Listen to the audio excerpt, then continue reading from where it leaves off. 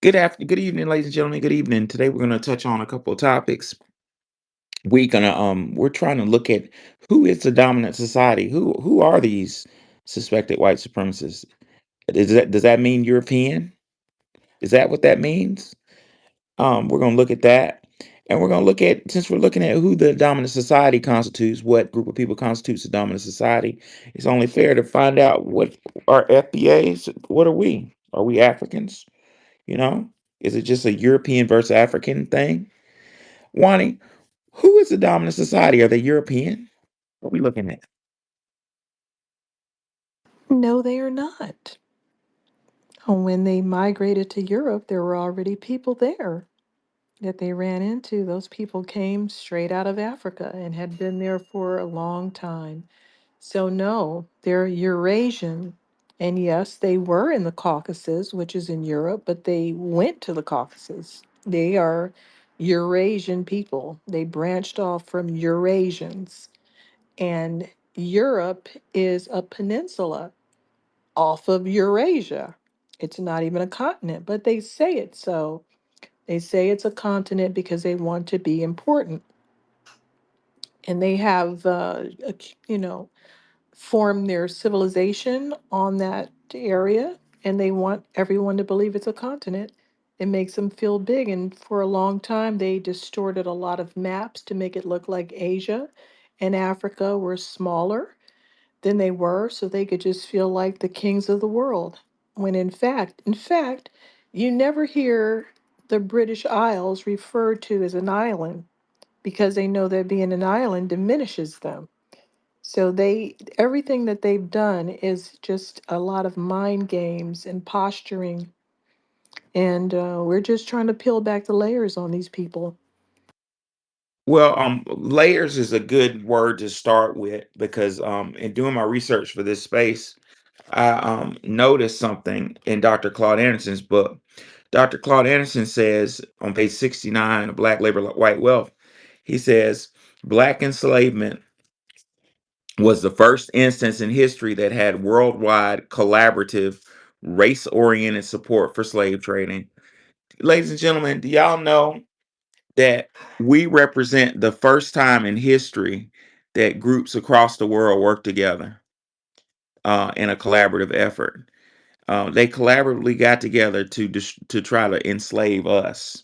So I'm saying that to say that the dominant society, in my view, like Wani said, doesn't necessarily mean Europeans, although their core is Germanic. And we're not crazy.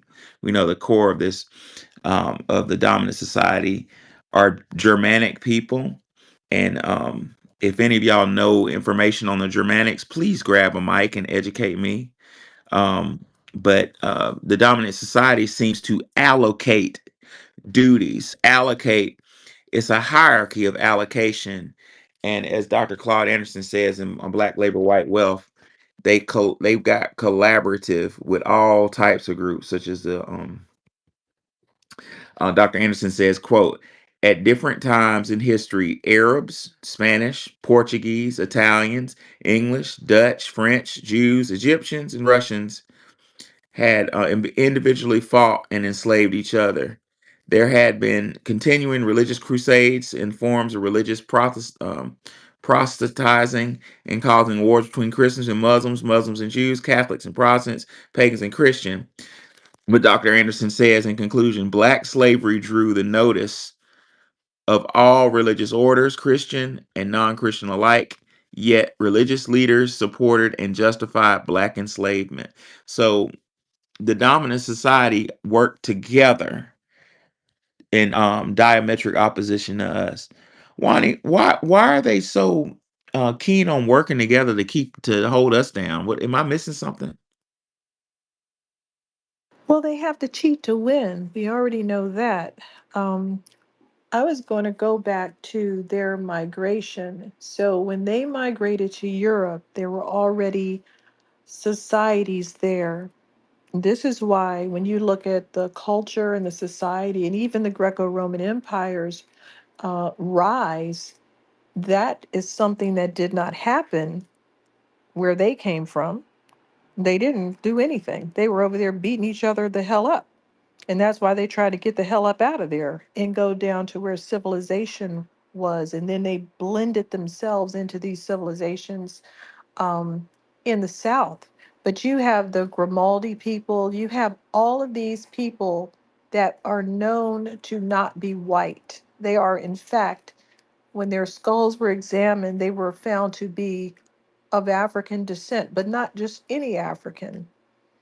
They were examined and found to be of Khoisan descent. Not to mention that all of those Southern European and even Central and even further European people that were there before those migrations, we're talking about 15, 20, 30,000 years ago, all of those people were carving these big butted Venuses, the same identical Venuses shapes that you find in the caves in South Africa drawn by the Khoisan.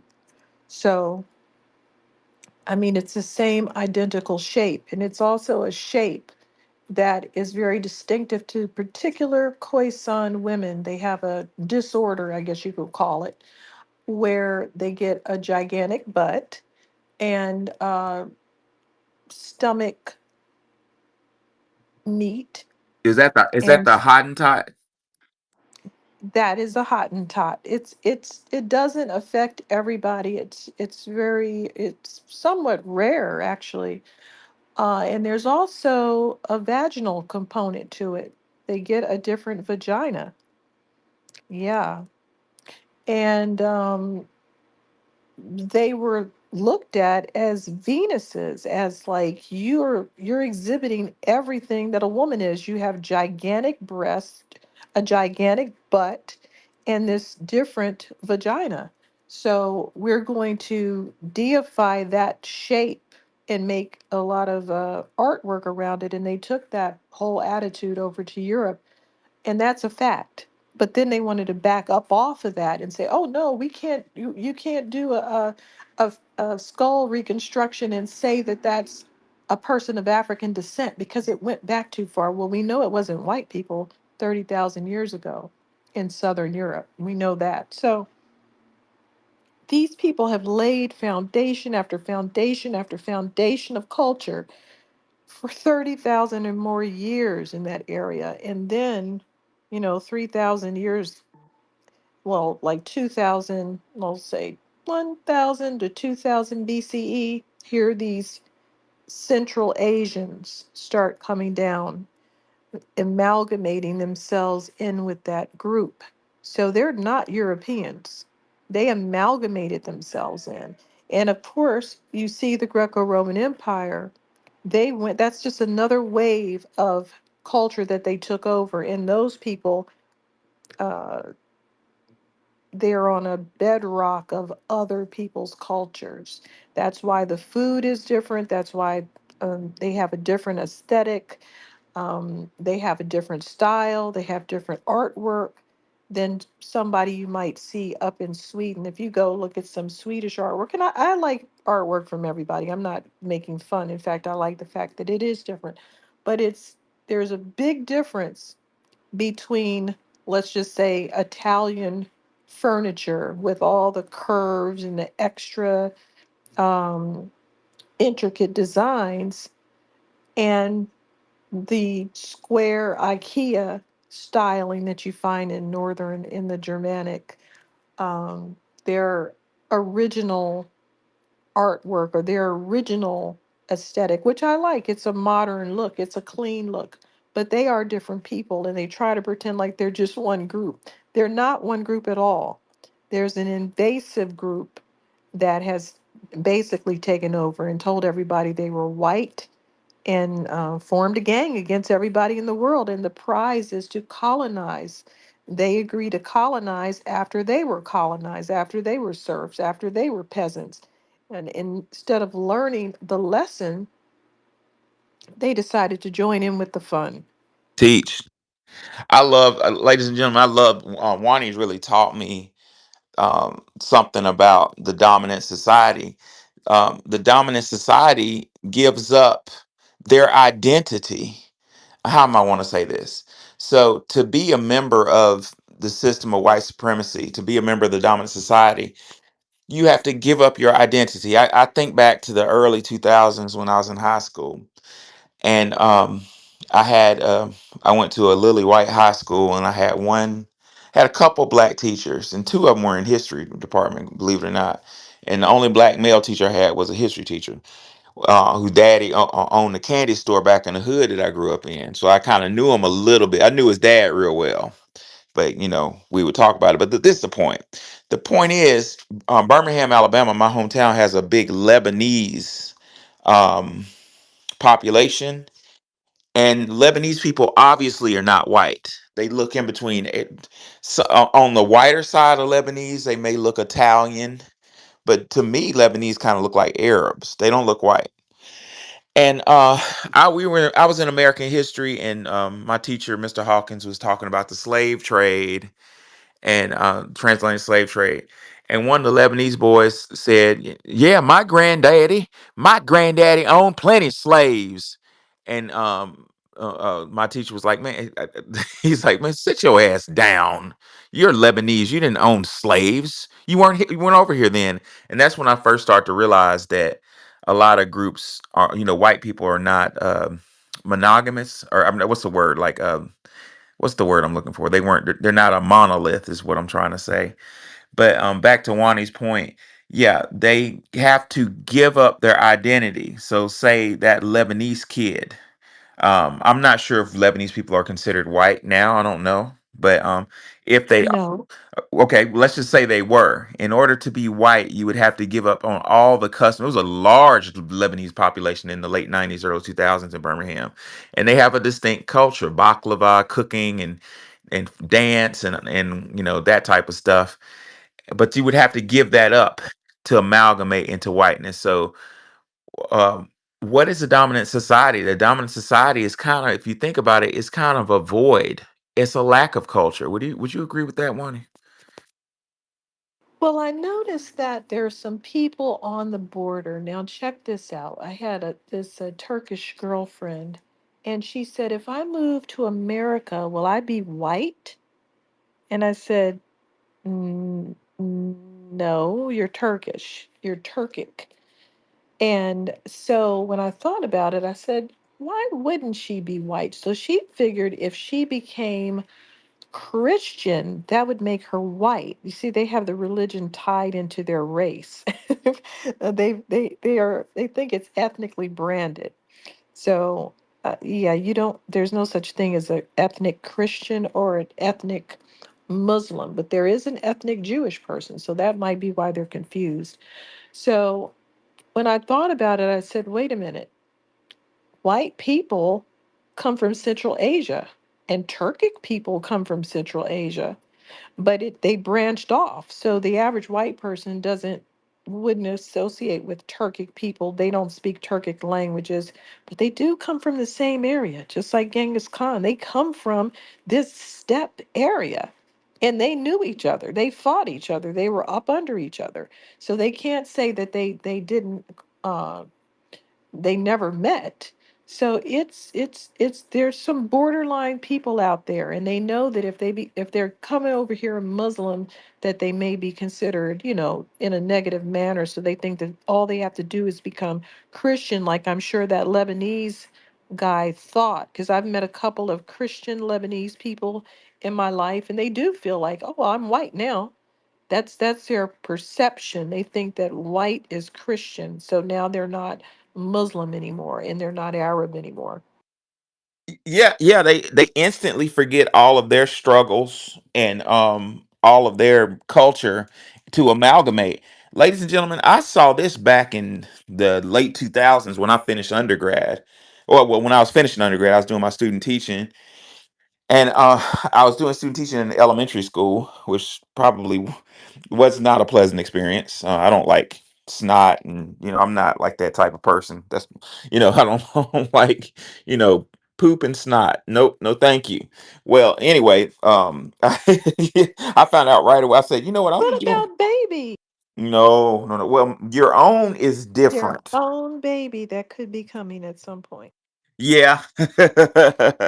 Well, that's a whole nother story. But yeah, your own, not just a baby, your own, when it's yours is different. When it's you know, when I lived in New York, I hated dog poop. It was fucking make me gag. Because New York City has this juxtaposition of white snow and dog poop. It was like a work of filth, like an artwork of sorts, a Jackson Pollock poop of Jackson Pollock or something. But when I got my own dog, poop didn't bother me. But back to the point at hand, I was at 100%, a 99% black elementary school in a upper, let's just say a solid middle class neighborhood at that time, not anymore.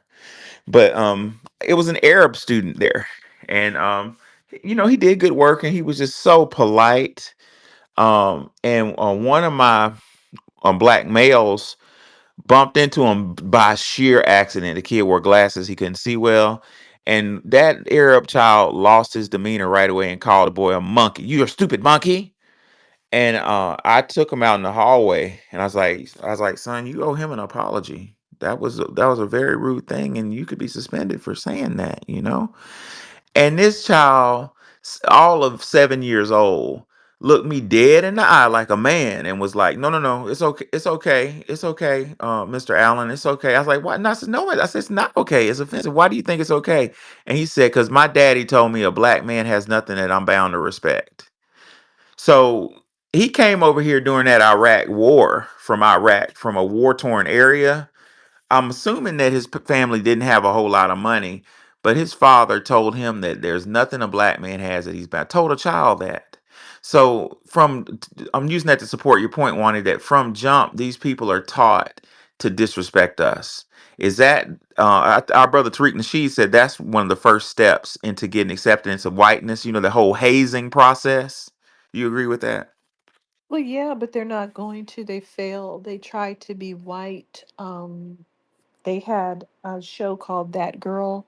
She was Arab. She was Danny Thomas's daughter, and she did everything in her power. She got nose jobs, eye jobs, or whatever kind of jobs to be white. She was perky, she was chipper, she was happy, she was all of those things associated with white women.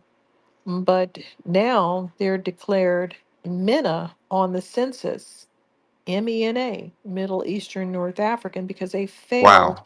at being accepted into whiteness. So they're Arab, and that's what they'll have to be. What an interesting point. So, am I hearing you to say that Arabs are not members of the dominant society? No, they're not white. They are. They want to be, and they do things just like all the rest of the colonized mentality people. They do that. They have a long history of being angry toward people of African descent. And so if they view us as people of African descent, then they're bound to be disrespectful. Interesting. They are not. That's very interesting, y'all. What I'm hearing is they're not members of the dominant society, but they are trying to audition for the dominant society. It, No, they auditioned and they failed the audition ooh, so why weren't by blowing up stuff. you answered my question before? Yeah, they're done. Mm-mm. They can never be perceived as white. So how does one pass the audition to get amalgamated into whiteness? Mhm. Because the Irish were not white, the Italians were not white. What does one have? And first, let me give a disclaimer for y'all who hear me wrong. I'm not interested. We're just analyzing that today. No, we're not. I'm not I am interested. not interested in auditioning to be white. Um, I don't have an application hiding around, but so what you I'm need just to do is very simple. You have to look white so that they can't turn on you and say, "What are you?" Because, some of them may accept you, some white Hispanics may be accepted, but then someone is going to, at some point turn around and look at them like they're crazy in that group. So, number one, you need to look white, be passing as white, as an Arab. Asian people are never going to be white because they have a distinct look. So they're out there with the blonde hair and the eyebrow surgeries and things trying, but there's more to it than whole skulls are different, and that's why they can never be white. So one of the things that you have to do is you can't complain. You want to audition to be white?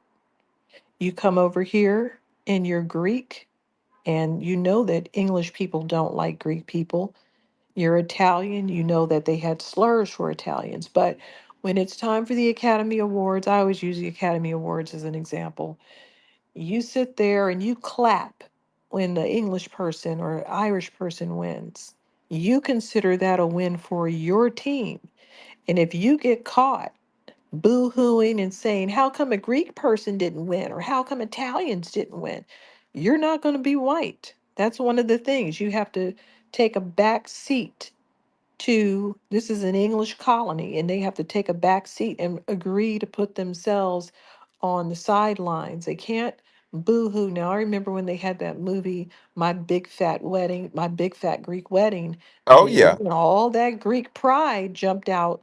They have it, but they would never express, hey, how come Greek people aren't doing this and that? And plus, they kind of act like we're part of the group. We just, they're acting like they're white, and they're just basically they're cosplaying being English, and they don't say anything, but they do know that they are not white in that sense. So, like I said, if they want to give it up and they don't want to have a culture, then that's on them. It's self-ethnocide. That's why they have no problem stealing other people's stuff and running amok with it and telling you you didn't create your own creations, because they commit ethnocide on themselves.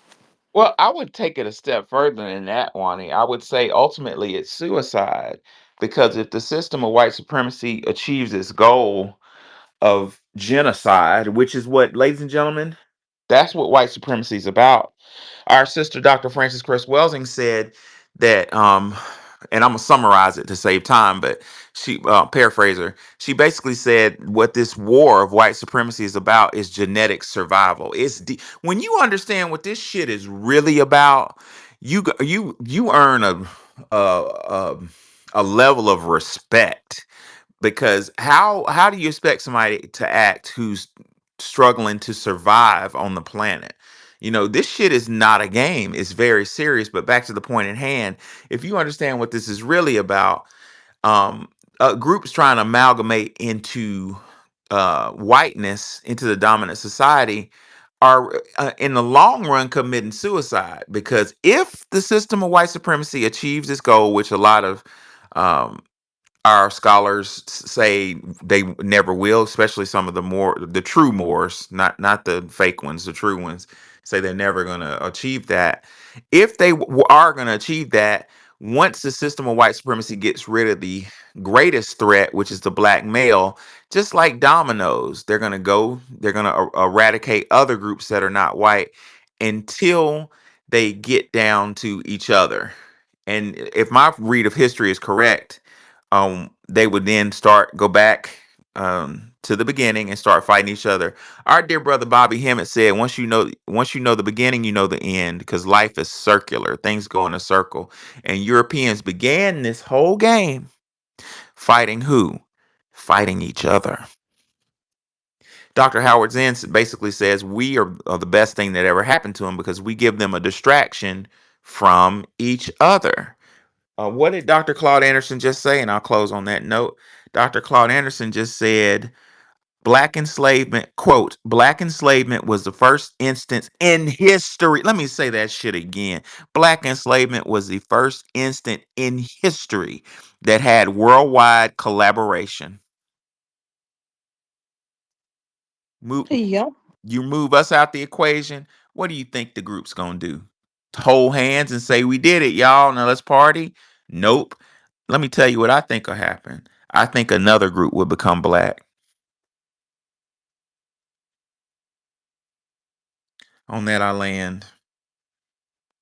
Now, we were going to talk about our FBAs Africans. No. Not at Um, all. that's, and we can use a lot of different things. We can say, is a Chihuahua a wolf? Is a chihuahua a wolf? Oh, why not? Is it from Eurasia? No, it's from, I think, Mexico. We could even say, is a German Shepherd a wolf? It's close, but no cigar. It's from Germany. Nope. It's not from Eurasia, and it's not a wolf. It may have some wolf DNA, but it is no longer a wolf for a number of reasons. Yeah, and I'm gonna say this on just being on the front lines of Gen Z. What I'm starting to see with Gen Z, with foundational Black American Gen Z children, in the last week, actually, I'm starting to see a foundational Black American youngsters identifying as foundational Black American. I don't know if the director of Ryan Coogler, the director of Centers, had something to do with this, but I'm hearing that in discussions that I didn't initiate. It's just discussions that are organically pop up, and it's not coming from a disrespectful place. They're saying, "Hey, we're different." No disrespect to our brothers and sisters from Africa. This is their words, not mine. No disrespect from the diaspora, but we're our own distinct group. So that's popping up, and it's true because foundational Black Americans are mixed with so many different things. Wani, what's the what was the race mixture in general of Black Americans? How many different groups did you say on average we're mixed with? Oh, well, we're mixed with a lot, but we had two different scenarios. On the plantation, 60% of the women were sexually violated, and they went on to either have children by, or their children went on to have children by other mixed people or by more white people, usually other mixed people, and other people that were not mixed, other people of African descent that didn't have admixture. So that's why we have such a wide range of colors, because we did all those things. That was just on the plantation. Now, off of the plantation, Black Americans lived in these settlements and they also lived near Native Americans. We're not speaking about when they were on the reservation and when they walked on the Trail of Tears with Native Americans. We're speaking about um, earlier times. So they had what is called a triracial isolate. And on these triracial isolates, uh, white people that didn't like the English, Scandinavian people, Dutch people, all kinds of people were on these settlements. And on those settlements were Black Americans that were free or that had run away, all kinds of scenarios, and also Native Americans. And so that's how we got pretty much mixed with. I don't have the Cherokee and the popular admixtures, but when I went on Ancestry, I mean on yeah, Ancestry and 23andMe, I have some other Native American cousins that are Delaware River Indians and Lumbee tribe people, but not the Cherokee. So people are mixed with all kinds of different Native Americans depending on where their ancestors were living. And then because my grandfather lived on a Swedish settlement, we have Swedish DNA. So you can see that, and you can also see who was zooming who. A lot of people have a maternal line that goes to Siberia, but they don't have a lot of paternal lines to Siberia. So you can see that Native American men were not fathering children as much as Native American women were mothering children or had given birth to children. So we busted them out on that.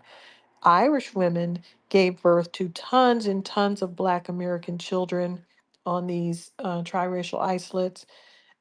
And sometimes they lied and said that they were Native American so that they wouldn't be questioned as hard. So, yeah, we have a whole lot of mixing going on. There's a book called Delaware's Forgotten Folk, and it totally lays out what was going on that settlement. And they had people that were the Aboriginal type of Indian. They had Native Americans and they knew the difference. They were speaking about the differences of these people, how they didn't the Swedish person that was speaking said the differences are that they both wear buckskin, but one of them stays to themselves and the other one is always fighting another group. So the red Indian, if you want to call him that, the Native American of Siberian descent, was always fighting other Siberian descendants, but they didn't have an issue with the Aboriginals too much at that time. They already had a big issue, which pretty much wiped them out. But they weren't fighting these Black Indians. They were fighting their own group. And the Swedish person was saying that he would ask them to trap furs for them. I guess they were going to send it back to Sweden and try to make some money. Hey, MF Kush. Hey, Kush, what's going on? What's on Just your about mind? to make a. Oh, go Oh, ahead go with ahead, Nikki. Nikki. Oh, I was just about to say, I put something to Jumbotron. This woman is saying because she's Liberian and she's saying that she's more FBA than us because she was one of the first We're the first. FBAs. That's why we're up. Never mind. I can't even talk to these people. Bring her in But go here. ahead. We got to Yeah, I just interview wanted to some. bring this We up. got to interview some of these people in the room because we've already had this Liberian thing, and then we'll have it again. We can have it in a few minutes. Go ahead, Kush. Hey y'all, I ain't gonna be super duper long because my face swollen. I done had surgery today, so y'all smell. Oh, prayers Yeah, to you. girl. Okay, girl. Lord have mercy. Prayers, Kush. Okay, y'all smell like y'all What got good credit, happened? pay bills. I love y'all. You know I love y'all. Yeah, Monty got good edges. So who are the dominant society? Are they European? No. They just I don't view them as being a dominant society. I just view them as being a widespread of manipulative ass people. That's what I view them as. I view them as individuals that had figured out how to cheat the game and how to call themselves being on top. Cheat Because you code gotta all day. all day, like straight up GTA. They've made it Great very. analogy, Kush. Thank you. They've made it very, very easy for them to be able to sit at decision making tables in regards to everybody's community, primarily ours, and intentionally have kept us out of out of that position of doing so. Even when you want to talk about our history in general, just the traumas alone, they have always been at the hand of their traumas. They are the root of always the traumas. Okay, so Yes. generational wealth, having the black codes, even when you talk about the medical industry, then themselves, they are the ones that started this mess. And the other issue is that you got the immigrants coming along with their same attitudes, with their same sentiments, thinking that they can get away with it and that shit's cool, and it doesn't work that way. They ain't figured that out yet. Now, are FBAs African? No. And I'll tell you why I partially have an issue with the shit that people be saying on the internet when they're saying that we're Africans and we're this and we're that. When you sit up here and call a Black American something that they are not, that they know genetically that they are not, when they do their lineage and their genealogy and they know that they are not, you're completely being disingenuous and not being honest about the fact that we're an amalgamation. My great grandparents on my mother's side, one comes from the Lumbee tribe and the other one comes from the Cherokee tribe. Okay, so no, we're not even gonna go there. My grandparents on my father's side, my great grandparents on my father's side lived in Muskogee County, Georgia, and at a certain point in time, you understand that that was Indian territory. Now that's not saying that I'm an Indian. No, that is simply saying here, hey, look here, I have roots here, right up here in this land. Okay, now I understand that they've even managed to sit up here and use reclassification as a thing as well to manipulate. And again, it's what I did a space about, the economics of racism. That's what that is. When they're able to play word games and manipulate and try to misconstrue and try to tell a story that is not true, and they don't even have proof that we're Africans. They just say that shit on the internet to get a rise out of us, right? That's literally all that is. There's nobody that's gonna tell me where me and my people come from. You cannot tell me that. When if I was to sit up here and ask you what tribe I would come from, I wouldn't even be able to know. And why would I want to care about it when y'all got too much tribalism going on in the other place? If we were so quote unquote Africans, why were we not born with dual citizenship? Why is it that y'all come to this country and y'all demean us, but we're supposed to be y'all at the same time? And that's why, to a degree, I think that Pan Africanism is that ideology is just that it's either ideology or it's a psyop used to further confuse people and perpetuate stereotypes and narratives that are not true of our people. But this comes from where? It comes from these white folks starting that, and then you got these immigrants following suit with that same attitude. I land there, Nikki. I'm going to be there for that space because I want to hear what that nurse had to say. And I heard that video and I started to post it, but I'm glad you did. And I want to make sure that I'm there for that because I'm going to school for that medical imaging. And like I said in that comment, it's very disheartening to know that that's something that I may have to experience. And Nikki, this is why it needs to be us in that industry dominating in totality. Kush Nation signing off. Oh yeah, appreciate it, Kush. I'm gonna say something real quick. Um, Along the lines of what Kush said the other day, we had a space, and some dude from Africa was like telling us we're Africans, and he made some snide ass comment of "You don't have a language, you don't know your language," and I didn't say shit, but I was like offended by that because I'm not gonna straight up claim to be an Englishman. I'm not. I'm Black American, but my family is a mix of Choctaw. I do have lineage going back to Africa on my dad's side, directly to the slave trade. I do, but also from my big mama being raped in Aniana, Alabama, by English people, by English um, noblemen. The noble class. I have English language lineage, so on some degree, I am speaking a language that's indigenous to me. You know what I'm saying? Unfortunately, by force, I am. So to tell me I'm not speaking my own language is fucking offensive. You know what I'm saying? On that, I land. It doesn't make any sense. Not only did we have Tut, which is a language we developed here, and we developed these things very rapidly. People have been developing cuisines over thousands of years. I found a curry recipe that was thousands of years old, 5,000 years old. We developed two well known cuisines in a few hundred years. And these other people have not done that. In fact, most people in the world share a cuisine regionally, like Mediterranean cuisine. You see what I'm saying? Yeah, Um, it's so embarrassing, Wani, because like their claim that when I'm referring to referring to West Africans, their claim to fame, with respect to cuisine, is jollof rice. All I heard in Ghana and Togo, jollof, jollof, jollof, yes, jollof, jollof, jollof. And I learned in spaces. I think Wani brought to my attention, maybe somebody else brought to my attention that jollof. What is it? Is it Spanish rice? That's not no, even African. it's the French told them to make it. So that's what it is. The French told them to make that rice. They were making something with barley. They ran out. They were told to use rice, Chinese rice, and then the French colonists said that this is written about. They have a chef that was cooking for the French colonists.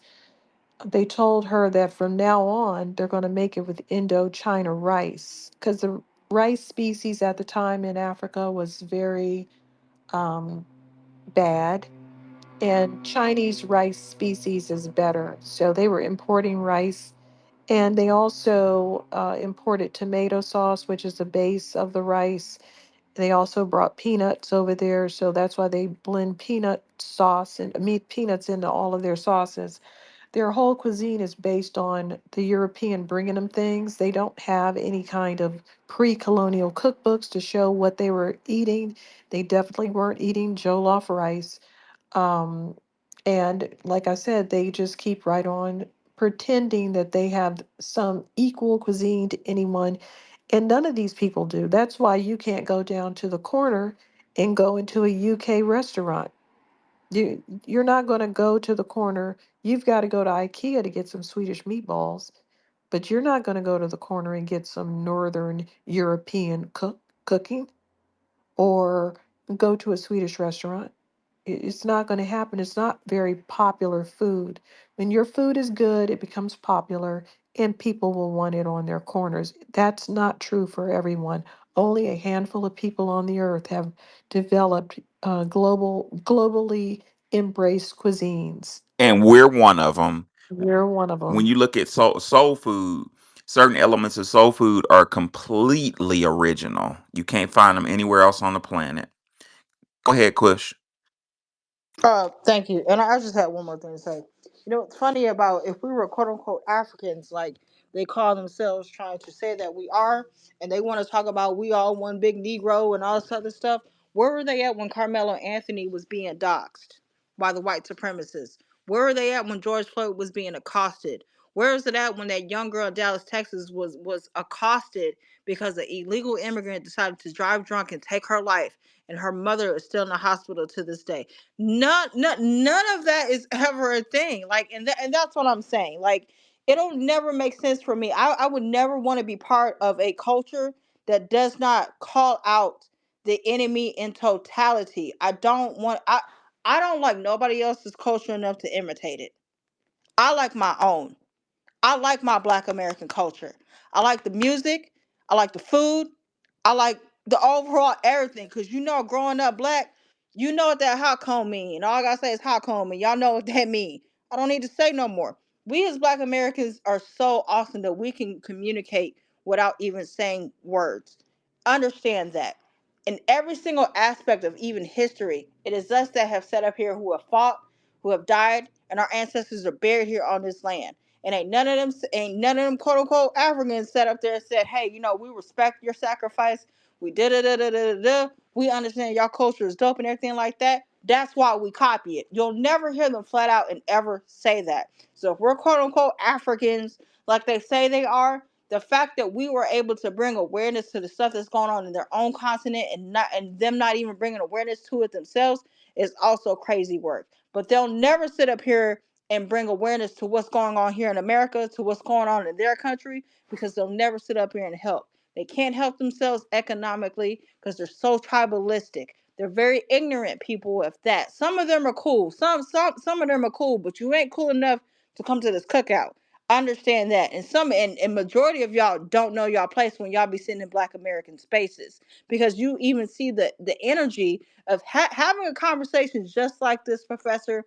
Goes to show when they'll get on stage and they want to interrupt another black American because they think they are more or they're better than us. And this is not that. And that's why having to check them and be like, hold on, you are a guest here. You must have forgot where you come from. You're a guest here. So you're going to sit in here, you're going to sit in here with respect. And that's how we have to treat some of them. And that's how we have to talk to them. Because you're sitting in a room with a black American, you're sitting in here with greatness. You're sitting with resilience. You're sitting with the culture that has made it so where y'all have something to talk about on podcasts. How about that? That's how dope my culture is as a black American. So I'm not interested with commingling, coinciding, or having a conversation with individuals who will disregard every aspect of my lineage that makes me who I am and trying to turn me into something that I am not. It is respect both ways. That's how that goes. I land. Yeah, the crazy thing about that, from my little bitty academic experience, is you'll get members of the West Africa, namely, but the diaspora in general, coming to our schools, coming to historically black colleges, and interrupting class to tell us who we are when they learned everything about who they are from our fucking books. Make that make sense. 11 Agrippa, what's on your mind? Oh man, there's so much stuff going on here. You can tell from my voice what my background is. I had some things about the similarities between a lot of what I see from the FBA movement Oh, and hold on one second, sir. What's your lineage? how specific do you want to get? I love Nikki laughing. There's no Slavic. There's no, I'm a white No American. Slavic. Why would you choose Slavic to I leave out? remember I was speaking with, Did I call you a Slav? no, not you. It was No, sure. I'm not. I'm Tariq. losing my. Tariq. Did he call you a Tariq. Slav? He was trying to denigrate. But again, that wasn't the point that I wanted to make. But since you brought it up, there Oh, is no. Hold on. It's no Slavic. That's fine. What is exactly is your lineage? Where your family from? Where's your mom family and dad's family from? the Midwest and the Northeast, Originally, sir. America, America. Before Oh, Europe. before then, where in What Europe? which white are you? Which white are you? Nikki, tell me how specific. Like I That's a said, North tongue tie. Which white are you? Which German, white? British, Irish. Mm-hmm. Okay, so basically, you're saying that you're new to America because the Germans and the Irish came over. after this country was All formed and right. built by Black Americans. No, no. Correct? No, what?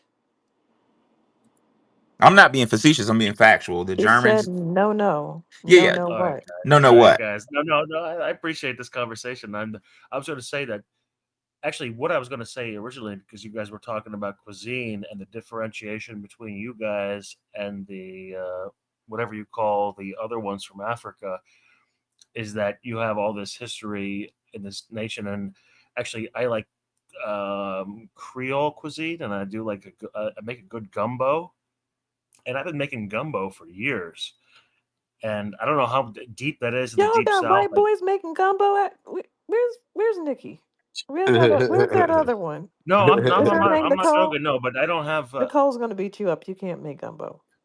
There's some, but anyways, I do have some Northeast French, which is basically German ancestry as Ugh, well. Blah blah Lord. blah. Since you guys want to get all racist, Do you and you like guys are the biggest Swedish Well, racists on meatball? here. well, You guys are the No. biggest racists on well, here, Oh, and well, okay. that's all right. So then why are you in this room if we're quote unquote He loves racist? us. He first, I, first, loves I, Oh, us. I, I, it's I all for know, fun. I It's know all you're for not going to fun. sit up here and call black folks racist when you have a Oh, history it's all for of fun. raping, It's all for, burning, no, no. It's pillaging everything that you touch. How about well, that? well, We didn't enslave ourselves. first and foremost, let's get something straight. Black Americans cannot be racist. Racism is a I power. get it. I get it. No, no, no. Howard, Hold on, sir. Hold I on. know what you're gonna Hold say. I know on. what you're gonna say. You No, don't need to say no, it. no. You don't It's know what. No, serious. no, no. He does need to say it, and you need to not come in people's room and act like you run his space. Mute up. Well, let's get something straight. Racism is a power dynamic, and as Dr. Joy DeGruy put it very eloquently, we don't control where you go to school. We don't control what house you can get or what loan you can get. So that statement you made was just not correct. Black people are not racist. It's a literal impossibility. Secondly, sir, given the fact, based on your own testimony of your lineage, I want to remind you that you're new to this country. So, given the fact, based on your testimony of being German, Irish, and French, new, which means new to America, what gives you the authority? And British, What gives sir. you the authority? British, sir. No, mute your mic. You don't come off your mic unless he tells you to. What gives you the what? What do you think gives you the authority to even have an opinion on this issue? Given the fact you're new, that's a real question. I know. I respect that. I think that among what you would call white nationalists or white supremacists or white racists, in like let's say, I think all of us are like millennials or Gen X or maybe a little younger or older. I think all of us Mm. remember the Trump era of 2014, 15, and 16 when Trump came up. And I'm not sure how many of you were on the internet sphere at that time, but I think a lot of you guys were clued in. There was a white, what you could say, European racialist kind of counter movement against kind of what kind of the some of the arguments that you guys have, where you could say that you could have been here since whenever you were brought in the late 1500s or the mid 1600s. And I have, through listening to Tariq's interesting spaces and being exposed to, I suppose, the some African American communities speaking in those spaces, I have heard some things that really I haven't been exposed to I'm or so seen sorry. before. We're Black Sure, I'll Americans. listen. I'll listen. We're Black Americans. That's who we are. Don't call us anything else outside of that, please. All right, no, whatever. Black Americans, that's fine. But there was a kind of a inflammation that came up around 2014, 15, 16, around Trump era, where, and I think by saying Black Americans, you just framed my point perfectly. I think white Americans, we're white Americans, you know. We're not just Anglo and German, I think, as Nikki classifies as the elite, as the founding stock, but there are, Catholic Irish, even Catholic Italians, and Catholic Polish who eventually attained positions of prominence throughout mostly the Northeast and the Midwest. And you could say that your characterization of where you guys grew up in this country and influenced this country is almost mirrored by what uh, the various ethnicities of white people grew up and came up and tried to conceive of themselves in this country, and that Can you came please to get to the point? You're taking, come on, basically. hurry up. I think you guys. Yes, ma'am. I will get to the point. Nikki, you're actually a piece of work, and you have a very Hey, can I sharp. ask you a I know. question? Can I ask you a question? Because No, I'll one get to the thing point. I'll get to the we point. don't allow women, we don't allow for our Black American women to be disrespected, insulted, or belittled. And you just belittled I'm my not sister by disrespecting interrupting her. her. But you, I want to ask you a question. You said Black people are racist, and we're racist in this room. Could you describe how, and not only that, describe what is racism towards to you? The concept of racism is bunk, and it's a ridiculous at I'm this asking point. you a It's become question. No, what is your definition? You said it was bunk. So what is the bunk definition of racism towards you? one ethnically coherent group having a hatred of another that's not based Wrong. You're on. wrong already. You're wrong I know. already. I And see, understand you're what you're. showing your bigotry. And you came right, you're showing your bigotry because you come in here like you were open to knowledge and you wanted to listen and learn. But you came in with a bigoted mindset and we heard it. We are used to this and we saw through it just like it was a clean piece of glass, but we were just entertaining just to see how long you can portray this act. But we don't entertain ignorance. And we not finna play with a fucking Neanderthal knuckle dragger who just came over here on a boat who acting like he established something, who's ashamed of where he come from. See, one thing about us Black Americans, we have an identity to this land. We have an identity to this culture. Not only that, we have an identity to this planet. You new Johnny come latelys, you Europeans, you guys are only less than 6,000 years old, but yet you try to act like you are the original people, but can't nobody trace you. You don't claim your homeland. You don't claim your lineage. You may claim the so-called ancestors from Poland, Ireland, Scotland, or anywhere around there. But other than that, you guys are I ashamed have no of your Slavic history. You're ancestry, sir. ashamed No of your Slavic ancestry. lineage. So, all right, let me ask you, what is your lineage? Where do your family come from? Not America. Where do your family come I from in already Europe? asked. No, no, no. They're from. I He Asking mean, you. said This is me. German, He Irish, and said all this German. stuff. Oh, so he's a sauerkraut. He eats sauerkraut and cabbage. Okay. Let So me, you're from no, no, no, no. We've been here. I've been here for 4 generations. let Most of me, my four okay, 4+ generations. What's generations. that? 20, 40, 60. That's Go only go 80 go ahead. years. Go ahead, Wani. let me I'm ask a quick sorry. question. I know he's triggering and he's about to leave. Check it out. If one group of people has enslaved another group of people and has acted like a racist piece of shit, never able to recover from their racism to the point of murder, homicidal murderers, standing up in courtrooms, murdering children, doing everything under the sun, lynching people, and never healing from that, never being able to move away from it, still doing it to this day. If a group of people do that, and now my attitude is expect you to do that. I don't expect you to ever be right. You are an injured group of people with respect to me. I don't expect anything from you. So if I want to talk about you like a dog, it's called self defense. That's what it is. Not racism, it's self defense. Because Well, Nikki, you've never stopped being racist. So when you well, stop, Wani, if you Hold on, stop hold on. they being say Raise like your a hand if you racist, dog. want to talk. Well, let's not get triggered. if you s- if I'm you letting him talk for a reason. But go ahead, Wani. if they had stopped being racist, if they had stopped what they were doing long ago, they had many opportunities to stop and turn it around and check each other, because I've lived in societies, little uh, bubbles, if you will, where they did check each other. In the 70s, kind of the hippie times, they would check each other when they would see another person being racist, but they don't do that anymore. They reverted back to their lynch mob ways. If you had stopped being racist in the 50s and the 60s, and then I was in the room and you were being called a knuckle dragger, then you could say things are racist. But at this point, you're going to be, in our minds, a goddamn knuckle dragging menace to the end of time, to the end of my time anyway. I can't see this turning around in my lifetime. It's just the way it is. It's just like a mountain is there and it's not going away. So we have to work around you. I'm not trying to get along with you. I understand what you are. You're an immovable mountain that has to be maneuvered around.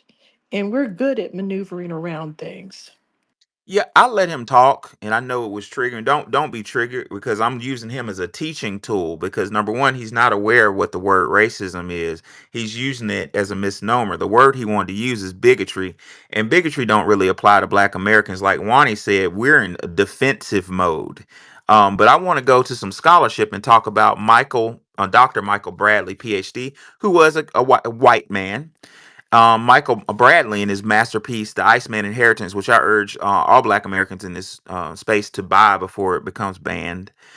Dr. Bradley on page 26 says, quote, not intelligence, nor morality, nor spirit, but aggression is responsible for the white man's superiority. Aggression is responsible for the expansion of the Caucasoids both geographically and culturally at the expense of other races. So, ladies and gentlemen, that's the business of the dominant society is just aggression. And I don't know if y'all caught it, but the way he's phrasing things is passive aggressive. He's not answering questions. He's just aggressively on tagging at our lineage and saying words that don't apply. We're dealing with just raw aggression. Last but not least, I wanted to address the lineage that the gentleman said that his parents are. They're new, and he didn't answer my question, but my question still stands. And it's a real question. I'm trying to gain understanding. I'm not trying to be facetious. I want to understand how Oh does no, it's mutual aggression, sir, and I no appreciate no that. no I no appreciate that. We're sparring. No. I'm not sparring with you. I'm not sparring.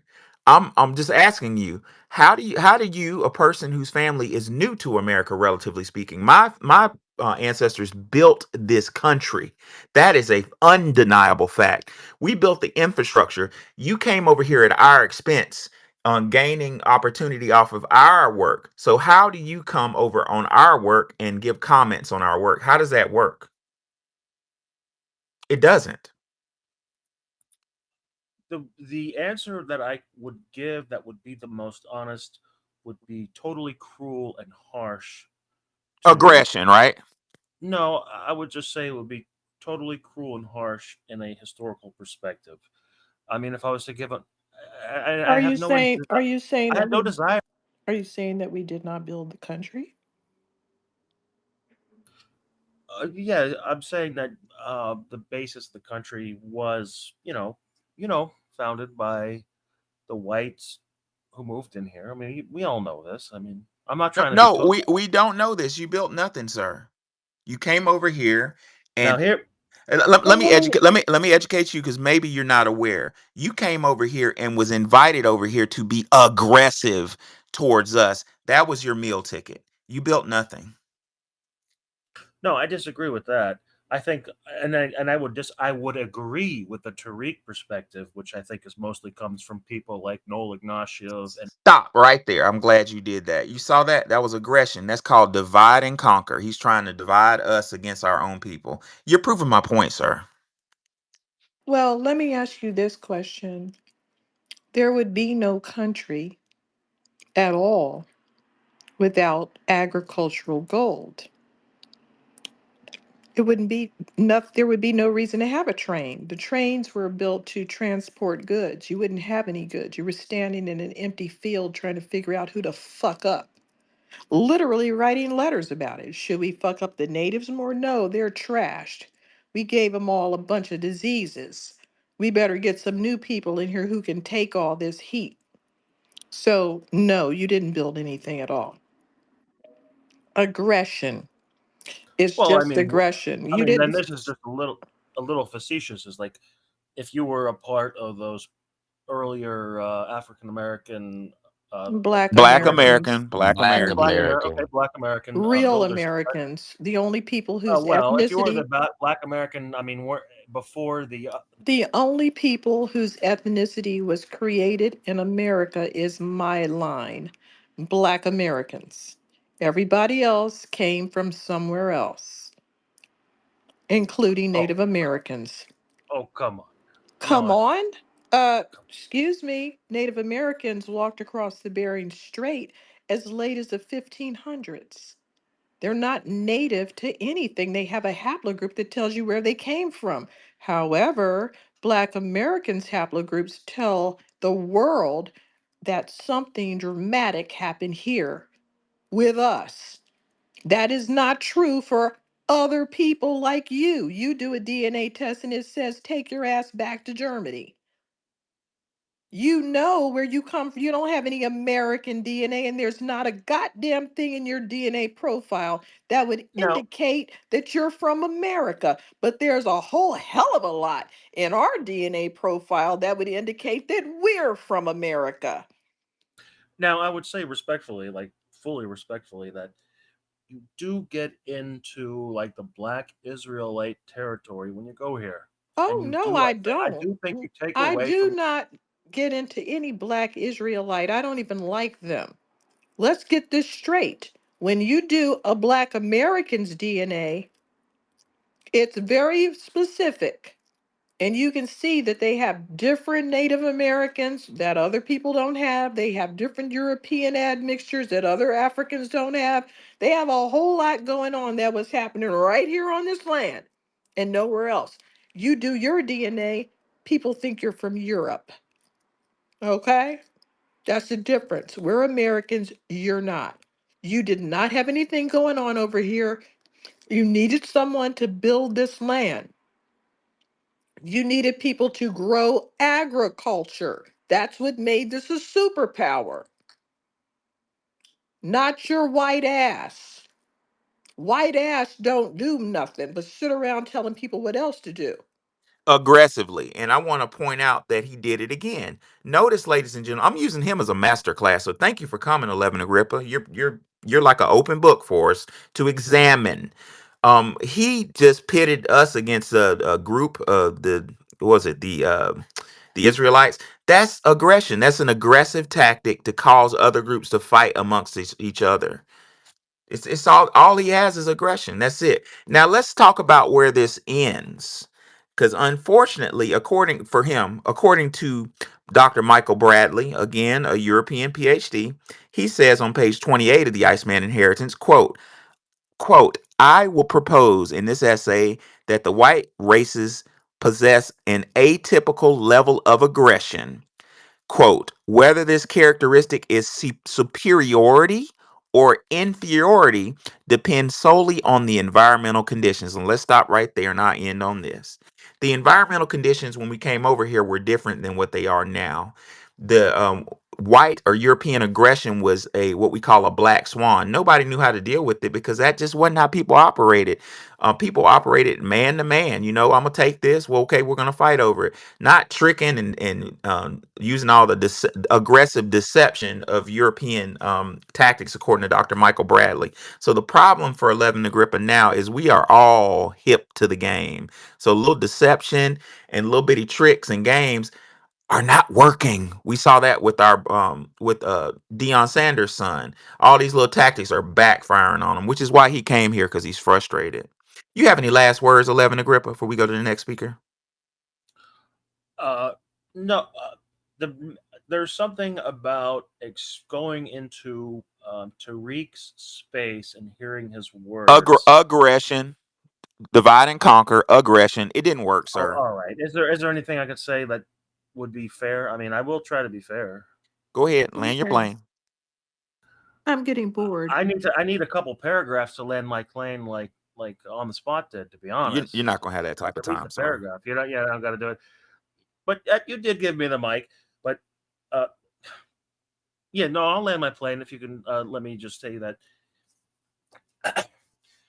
And I'm giving you some real insight, some real not manipulative bullshit, but some real stuff that I've seen and thought about. Is that like I was trying to say this before? Is that there were tensions between white groups, and you had white, like Catholic and Protestant groups, who had severe tension to where they were firebombing each other in like the late 1700s in Philadelphia. Like the Catholic Irish were being firebombed by the Yankee English, what you would call Anglo, and then there was like severe tension between our groups that was going on. and it still exists to some degree. And then you could say, and then it was interesting to listen to the Tariq. I'm not trying to do any divide and conquer here. Like that, the Anglo are the supreme, and the others are the You got 20 underdogs. And I seconds. hear, oh, you know what? Oh, come on, man. All You're right. the others are the Oh, underdog can I just finish because my thought? Give me a minute and a half. Minute and a 15 half. seconds. Oh man. All right. Well, thanks for the mic. you made yourselves the Yes. No, underdog. no. I was building up to my point. No. All right. Just 20 seconds. I think that you guys are trying to do like a recapitulation of that among blacks to where you exclude African blacks to make yourself seem superior. No, we're And not. Aggression, divide and conquer. We're a different group. The only thing we're doing is saying we're a specific group, and new people can't come over here and say that they're of our lineage. Think about it this way: the Buffalo Soldiers came from our lineage, right? They came from everything that we went through here on this land. Does it make sense that somebody can come from Tanzania and say, I'm the lineage of the Buffalo Soldiers? Does that make any fucking sense, sir?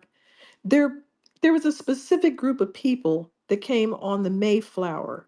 They have a group, it's called Descendants of the Mayflower. Very original. 35 million people exist today that are descendants of the Mayflower, right? And they started off with 102 people.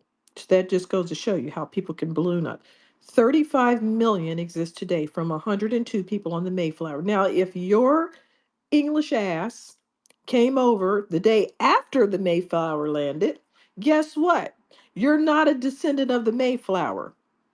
If you came over the day before the Mayflower arrived, guess what? You're not a descendant of the Mayflower. The Mayflower is a specific group. Yes, they're all English, so this is not about me saying anything about that. I'm saying they are all English, but they have defined themselves by an event. Now we are racially different. We're not even the same race as Africans. Okay? We're not the same I don't agree with that. ethnicity. I don't agree with that. Well, it's a fact. How can you be the same race if 40% of the men have a European haplogroup and we have 24% European DNA? How are we the same race as people that are solid Africans? No, You I don't agree. Like you don't again, I seem to agree with know what. how DNA works. We're not the same race, we're not the same ethnicity, we don't come from the same part of the world, we don't have the same experiences, we don't even have we don't have anything in common except we're brown. That's just not good enough. That's like me saying, hey, I found my brothers and I'm standing in the middle of Sri Lanka. Sure, there's a bunch of people in Sri Lanka that are brown. That doesn't mean I'm Oh from no, their you're pushing it lineage. there. No, you're pushing it there. I think most Americans, like what Mike Tyson, who's a legend, he did a DNA test and he found that most of his ancestors were from the Congo. And then I think Well, let me oh explain something to you. I don't know what people are saying, but there's no such thing as a Black American that has one African tribe.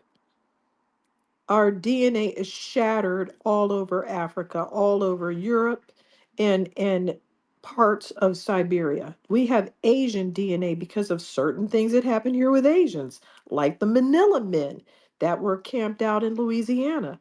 We have different things going on. 17 slave ships from Madagascar brought a bunch of Aboriginal DNA to us. We have Black Indians, which you don't want to believe exist, but they do because there's articles talking about that there's two founding populations here in the Americas, a Siberian one and a Melanesian group, Australo-Melanesian. So there you go. We're completely different. We have too many differences, regional yeah, differences, genetic differences. Even our skeleton is different.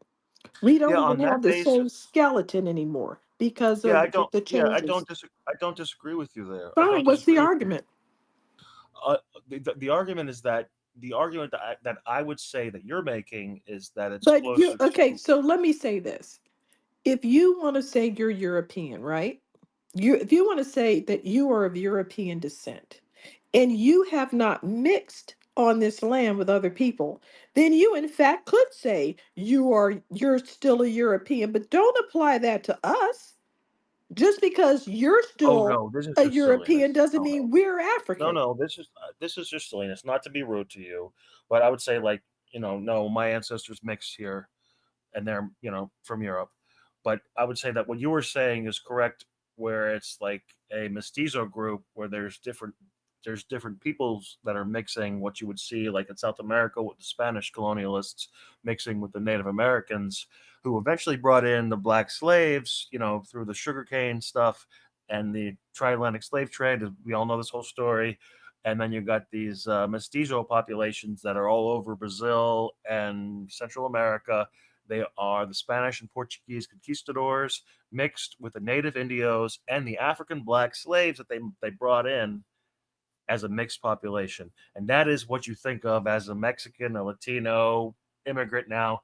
That is what they are. And what you're describing is that you are describing yourselves as a similar group where you're a mix of some degree of African slaves brought in by the South and the a little bit of European admixture Now going the on. reason, And then, am I wrong here? yeah, I think you're this. you're pretty much right, but the reason that this is a new fantastical idea is because we don't identify that way. We just said we're black. Say it loud, I'm black and I'm proud. And it didn't matter whether we were damn near passing for white or black, okay? Or chocolate black. We were all black. We presented ourselves to the world that way, okay? That's why people have a big problem with that. Not only do they think black means African because they're not educated, it doesn't mean African. Okay? Negro does not mean African. We were called colored. Do you know why we were called colored? That was the racist old Southern guys. No, we were called colored because colored is mixed. The same way it's mixed over in South Africa, they're Facts. called colored. People of color, colored. They did not call us Africans. And there's a reason why. And we embraced the term black. We decided to be black. We didn't like the word colored. It's nothing wrong with the word colored per se. It was a way to describe people, but after you get called colored in a negative way, these terms become um, they become insults, just like the word Oriental. Oriental isn't an insult. Oriental rug, the Orient Express, the Orient. These are not insults, but because you have spoken about Chinese people in a negative way, now they say it is insulting. So if they say it's insulting, then I'm just going to classify it as insulting. Okay, it doesn't matter whether I understand it or not. They don't want to hear it anymore, so we're going to call them Asian. You see, you're making everyone's name dirty, but you can't dirty up black. You can't dirty that up. So that's where I'm going to stay. Yeah, All right, I we're don't gonna. listen to the professor. I don't know if you want to hear. I could keep going on. No, no, no. We're gonna move on to the next speaker. I appreciate Eleven Agrippa, but what I will say is he was honest when he said, and I'm paraphrasing him, that the Irish Catholic and the Europeans basically were firebombing each other. That's my point exactly with this dominant society issue. Is that we were the best thing that happened to the European dominant society because we gave them a distraction for destroying each other. We were the focal point, as Dr. Howard Zinn points out. He said racial, I'm paraphrasing him, but racial hostility became a substitute for class frustration. They came Y'all over. are just copying the words of Jews. You're just spewing the words of Jews, and if Oh, you're gonna, Lord. There, see, guys, I love that I just removed his ass, but I love that he came up because look what he did again. Aggression. He has no substance to argue. All he knows is aggression, which is why he's been put in this artificial place of dominance that is fading away. Why? Because we are hip to game. Aggression don't work anymore. You can come yell all you want, but yet no matter how much you yell, no matter how much you scream and yell obscenities, it doesn't take away from the fact that we are who we are and we know your game. Aggression, division, mentioning other people to hopefully get us to say something that will get us in trouble or get make us fight amongst each other. That's how they conquered this motherfucker, dude. And when you look at the Japanese history, Japan was hard for the Europeans to conquer. Why? Because Japan is a archipelago. It's a not only is it an archipelago, it's mountainous. So Europeans could not have a good vantage point of attacking, going and taking shit. So my read of history tells me that the Europeans went to Japan and just sat on the outskirts with binoculars and shit and watched to see what type of infighting the Japanese were doing. And I think it was the Tokugawa government. Somebody correct me if I'm wrong, but it was one of those dynasties was a kind of an outcast in Japan, and the Europeans walked to them and made them a deal. That's their power. Their power is aggression, as Dr. Michael Bradley put out, a European aggression. So don't buy into it. Don't get triggered by it. Just know that they're gonna come with some type of aggression, some type of nice nasty. Let me put some sugar on some poison and say, well, what about Wani?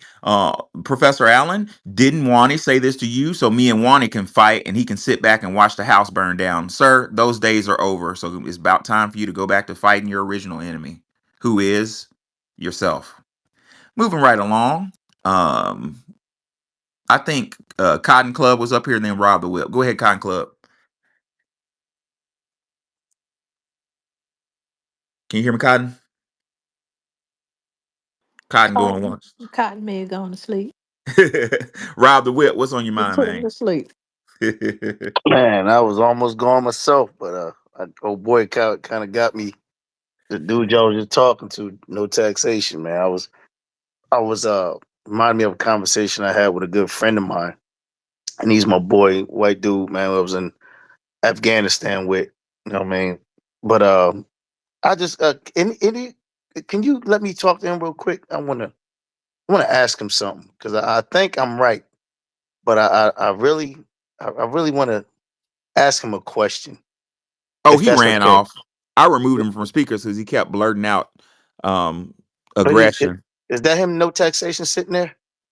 No, his name was No. something else. I forgot his name. That's how Okay. memorable he was. All right. Well, anyway, the point of contention I think that a lot of those people have is that when we say we built the country, they were like, "No, you didn't." Like, no, but when you, because I've gone like I went at it with Tommy Sotomayor over the same thing. That's one thing that they can't refute, and it pisses them off. Like they can't wrap their head around that our ancestors built this country from the ground up, cleared the roads, created the concrete and the bricks, laid the concrete and the bricks. Just they can't wrap their head around it. It's like, well, who do you think did the work? Why do you think they had slaves? Sotomayor's thing was, well, the architecture. I was like, well, the Masons did that shit, came up with the architecture, but as far as the bricks and stuff that was laid, the slave and made, the slaves did that shit. That shit. No, well, then he couldn't No, refute we're that. architect. We are all levels. We were laborers, skilled craftsmen, and architects. Right. Well, as far as the Mason, as far as now I'm a Freemason myself, but that's a whole nother thing. But when you start arguing that point, it pisses them off because then you start throwing actual history at them. You can back up what you say. They get frustrated and then they get pissed off and they leave. Like if you really argue that if you get into it with one of these dudes and you just hammer that, like we actually built the country and let them know who built this state, who built that state, and you go line by line with state and let them go look at it right there in front of you. Tell them go to your computer and type it in. Then they get pissed off and they get frustrated and they leave. They leave on their own. So I just wanted to land with that, man. I listened to that conversation, and it happens every time, though. Every fucking time. You bring that point up, they get pissed off and they leave because facts are there. The history don't lie, and that's all. I'm gonna land with that. Like, Man. Yep. like you were saying, the whole point of having slaves is for them to do all the work that you're too weak to do. They literally were standing here in an empty field looking like dumbasses, writing Exactly. letters to the church about, who are we going to use to. I could not believe it. Letters to the church, letters to missionaries, letters between missionaries. I've read it all. Very brutal, ignorant people. I don't see what they have to do with any kind of religion. They're too evil to be Satanists, in my opinion. Well, they use religion to, Satanists to have get in, more. to infiltrate a lot of these countries, as a way to, like they do missionary work and all that bullshit. That was another way that they infiltrated countries so they can get in there and divide and conquer, like the professor Yeah, said. They must be using these missionary titles and these pope titles as just some kind of fancy dress, because they literally wrote back and forth to each other as popes, missionaries, and all these other titles about who they were going to use and how terrible the Native Americans were as in terms of their health and their numbers and their inability to do this work. And then they found out that there was some dumbass people in Africa that would sell human beings at the drop of a hat. And they went and they were already doing the trans-Saharan slave trade, so why not? They knew where to get the people. So, That's what it is. yes. But hey, I'm going to bed, man. I got my leg worked on. I had some surgery early this week, so I'm all Oh, on sorry. meds and stuff, man. So, but y'all have a good night, I man. hope you feel better. Well, thank you, man. Thank you. Y'all have a good Oh night. yeah. It's been good talking to y'all, man. It's been a while. Yes, sir. It's good seeing you again. Back to his point to support it was him and what him and Wani said with scholarship and black labor, wealth. Dr. Claude Anderson wrote an article called "Black Labor: The Greatest Source of White Wealth." Dr. Anderson says a close examination of the financial data reveals why whites have been so adamant about keeping blacks as a permanent underclass of laborers. The world saw blacks and their labor as sources of wealth called black gold. England was a king of the slave trading traditions. Not only was it the dominant slave trader, but it was a primary beneficiary of wealth produced by slaves in the Americas and the Caribbean islands. Without us, they wouldn't have any money, is what Dr. Anderson's saying. We were their source of power through, like Wani said, through the black gold, through the cotton, through all that work. That gave him wealth and power. And how did they get us to do it? Through deception, through aggressive deception. And we're hip to the game. There was an Indian, a delete. Now he wasn't even Black American, named Pontus Mistra. Maybe I may be saying his name wrong, but he wrote a book called "The Age of Anger" about 4 years ago. And his thesis in the book, this Indian man was talking about what we're talking about now with respect to Europeans taking over India. And Pontus said that India is turning in a large way against the white power structure because we live in an age of information, which he calls the age of anger. And what did he mean by that? He meant that for the last 500 years, Europeans have been coming to India, just like they've been coming to the United States, saying, "I love you. I'm your friends. Can I introduce you to the church? Can I help you? Can I help you?" While by deceiving us through hidden aggression, divide and conquer. And Mr. Mistra says, in the age of anger, the age of information, we know that you're here to exploit us. And we're telling the European comes, the missionary comes, say, "I want to introduce you to Jesus." And we're like, "No, you don't. You want to steal our shit." And they don't have a comeback. They don't know another tactic other than to try to divide and conquer. And I'm grateful that that dude came in here to show y'all that they don't have any new tricks. It's just divide and conquer, divide and conquer, divide and conquer. Notice how he said something about Tariq. Then he moved on to Nikki. Then he moved on to some certain religious groups. It's just divide and conquer. The shit is tired, really. I'm bored of it. Cotton, what's on your mind? Thank you, Professor Allen, Miss Wani Spots, and Nikki the God. I appreciate y'all. I love y'all. But I want to address the title in the room. What is the dominant society? The dominant society is an amalgamation of three different groups: the Anglo, the mixed breed, and wannabes. The Anglos are the minority, and many of them came later. The mixed breeds, believe it or not, are what people call the white American. They claim to be white, but many of them are a mix of different European cultures. And peep this, even a little hint of African ancestry. That's the thing that they despise most. They claim to be white, but that's imaginary and a social construct, when in reality, they're a bunch of bastard cultureless minions. That's what makes them very dangerous, because their premise is artificial, but their violence, hate, and crimes against humanity is very real. The wannabes are the people who classify themselves as white and pledge themselves to the oath of white supremacy for proximity to power. Right now, it's the Hispanics and tethers. It used to be the Italians and Irish. I'll leave it there. Thank you. Yeah, exactly. And Wani made a point earlier that I want to kind of touch on before we move to the next speaker. And I'm paraphrasing you, Wani, but you said something like you couldn't do it yourself. Like Europeans came over here to try to build the country and they couldn't do it themselves. Dr. Anderson wrote a really nice article on that called "White Indentured Servants." Temporary Labor Only, which is an interesting title. But in that article, Dr. Anderson says, quote, the instability of white servant labor force killed the indentured servant system. They couldn't do it. They were so unstable and so weak and feeble that we don't even hear about the indentured servant system in school because didn't last long. Dr. Anderson says by the mid 1600s, it became clear that the indentured white servants were not meeting the plantation owners' labor and production needs. Like Wani said, they couldn't do it. Dr. Anderson further says, quote, moreover, the landowners could not impose complete physical and psychological control over the white indentured servants. Therefore, the landowners could not maximize profits, which is why they need us, which is why we are foundational to this motherfucking country. Marcus, what's on your mind?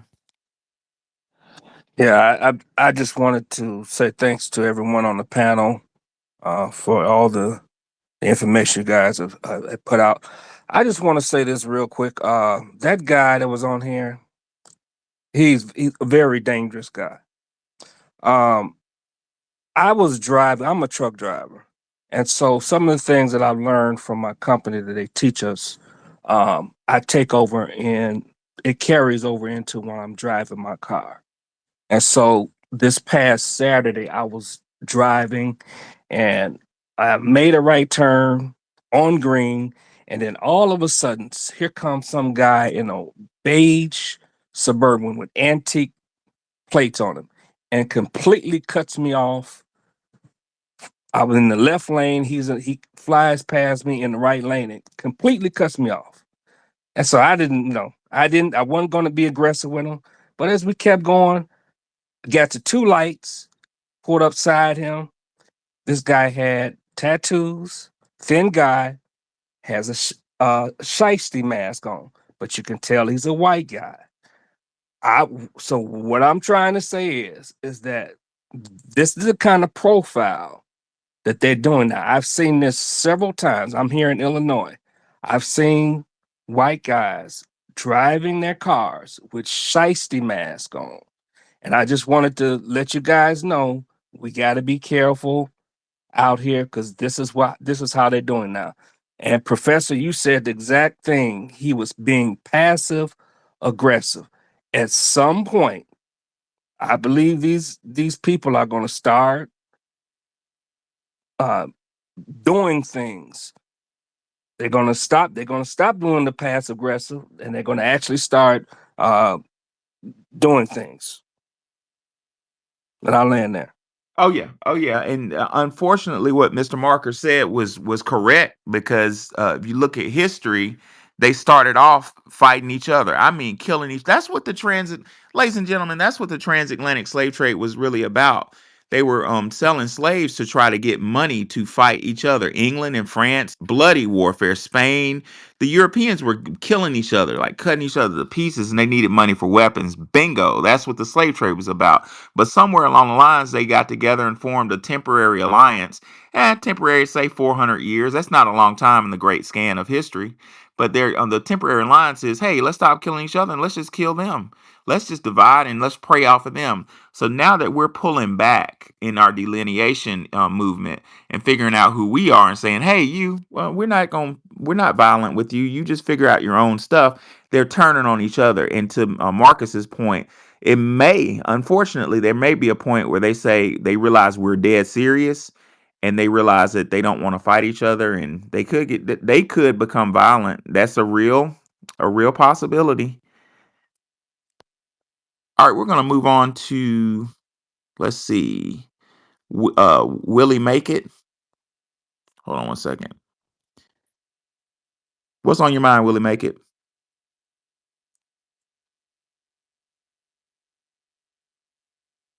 Willie Make It. Yeah, I think I'm saying it right. Willie Make It. I just wanted to agree with that other guy that just called. I'm a truck driver too. Uh, Out here, I would say with FBAs and us delineating, we're like one of the first lines of defense to be able to let everybody know everything because we go everywhere. We see everything in every state. And I stay in Augusta, Georgia. It was a guy out here. I don't know if you all heard about it. Uh, Shot two cops on an off ramp. What and happened? he was in an RV and took off and ran to some trailer park somewhere, and they end up killing him. When they went inside that man's RV, it was pipe bombs to death in that man's RV. So we don't know what these people are trying to.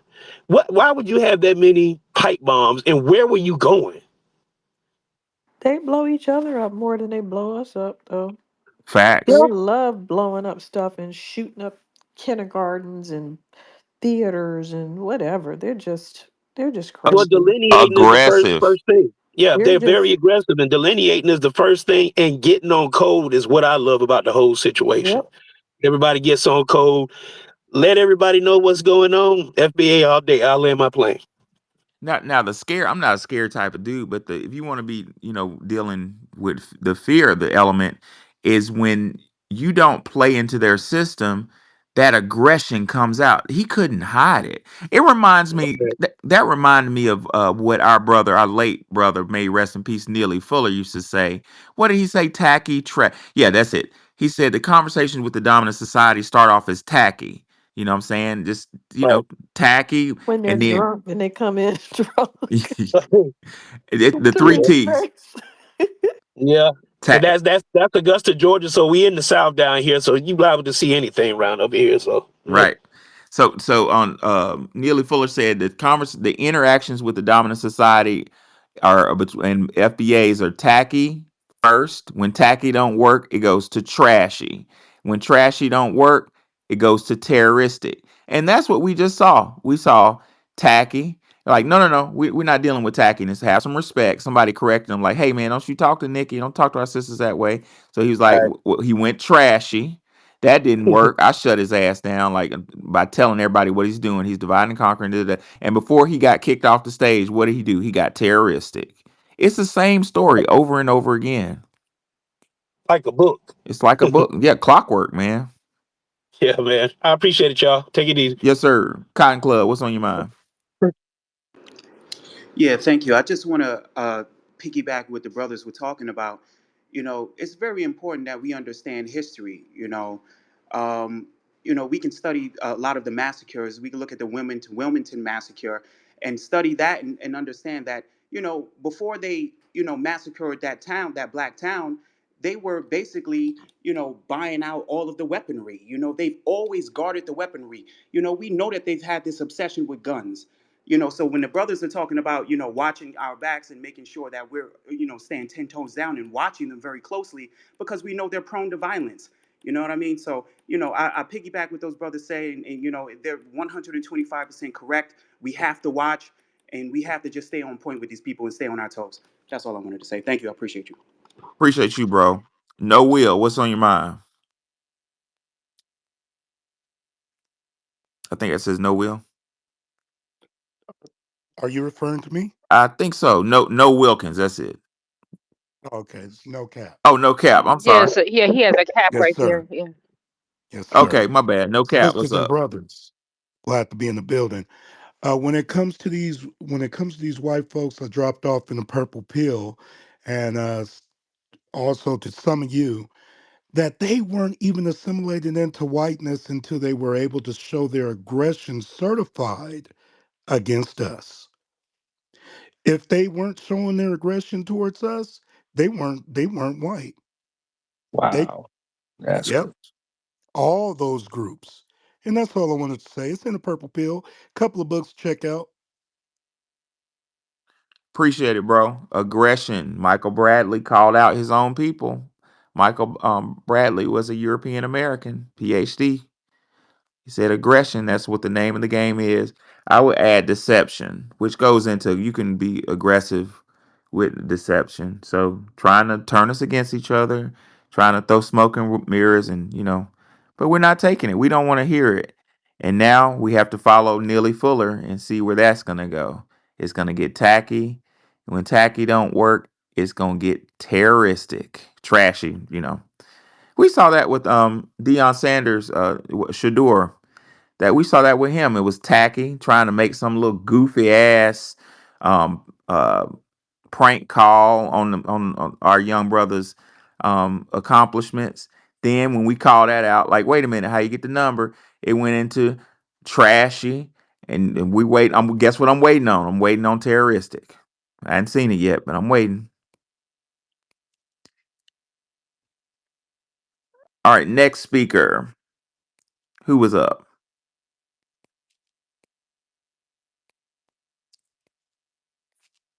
I don't know. I guess everybody spoke. Hey, Professor, can I say something real Yes, quick? sir.